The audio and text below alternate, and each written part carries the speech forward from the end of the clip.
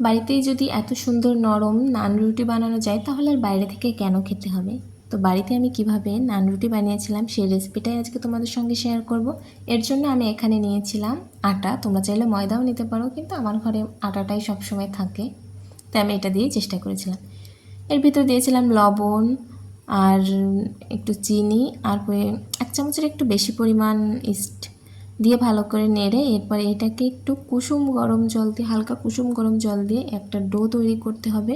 তবে ডোটা হবে একেবারে নরম তুলতুলে, এবং যতটা নরম রাখা যাবে ডোটা, নান রুটিটা ততটা নরম এবং সুন্দর হবে। তো দেখতেই পাচ্ছ আমি কতটা নরম রেখেছি। এরপরে এর ভিতরে বেশ খানিকটা সয়াবিন তেল দিয়ে আমি এটাকে একটু ভালো করে হাত দিয়ে মাখবো, কারণ ইস্ট দিলে এমনিই আটাটা এরকম হয়ে যায়, মানে নরম হয়ে যায়। তার জন্য আমি একটু সয়াবিন তেল না দিলে সমস্ত হাতে মেখে যাবে।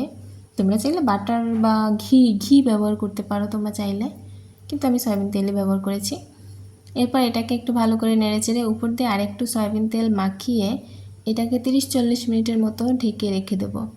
মাঝখানে আমি এটাকে উঠিয়ে এবং আরেকটু ভালো করে মেখে নিয়েছিলাম, কিন্তু সেই ভিডিওটা স্কিপ হয়ে গিয়েছে। তো আমি এখন রুটিটা কিভাবে বানাচ্ছি তোমাদের সঙ্গে সেটাই শেয়ার করছি। এভাবে দেখো আলতো করে রুটিটা বানাতে হবে, তারপর আটা দিয়ে তার উপরে আস্তে আস্তে করে এভাবে।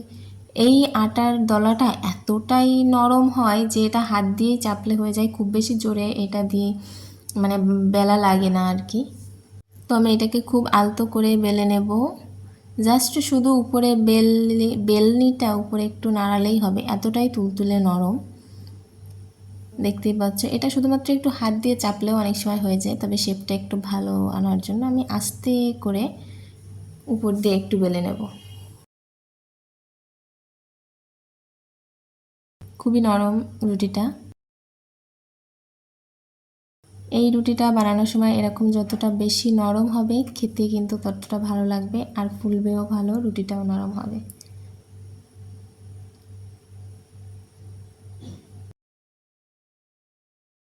রুটিটা আমার বানানো হয়ে গিয়েছে, এবার এটাকে চলো ভেজে দেখাই। কড়াইতে, শুকনো কড়াইতে প্রথমে রুটিটা দিয়ে দেব। যখন এভাবে এক পাশ উপর থেকে, মানে এক পাশ উপর থেকে এরকম ফুলে উঠবে তখন উল্টে দিতে হবে। ব্যাস 2-1 বার উল্টে দিয়ে এরপরে দেখতেই পাচ্ছ রুটিটা কিন্তু বেশ ফুলে গিয়েছে। এখন এর উপর দিয়ে অল্প একটু ঘি দিয়ে দেব, তোমরা চাইলে সয়াবিন তেলও দিতে পারো। আর একটু উল্টে পাল্টে ব্যাস এরকম পর্যায়ে চলে আসলে এটাকে নামিয়ে ফেললেই হয়ে গেল। এভাবেই আমি প্রথমবারের মতো নান রুটি বানিয়েছিলাম, আর এটা খেতে এতটা ভালো ছিল যেটা বলে বোঝানো যাবে না। তোমরা চাইলে সহজে কম উপকরণ দিয়ে এবং স্বাস্থ্যকর খাবার খাওয়ার উদ্দেশ্যে এভাবে বাড়ি বানিয়ে খেতে পারবে, অবশ্যই কিন্তু ভালো লাগবে, এই গ্যারান্টি দিতে পারি।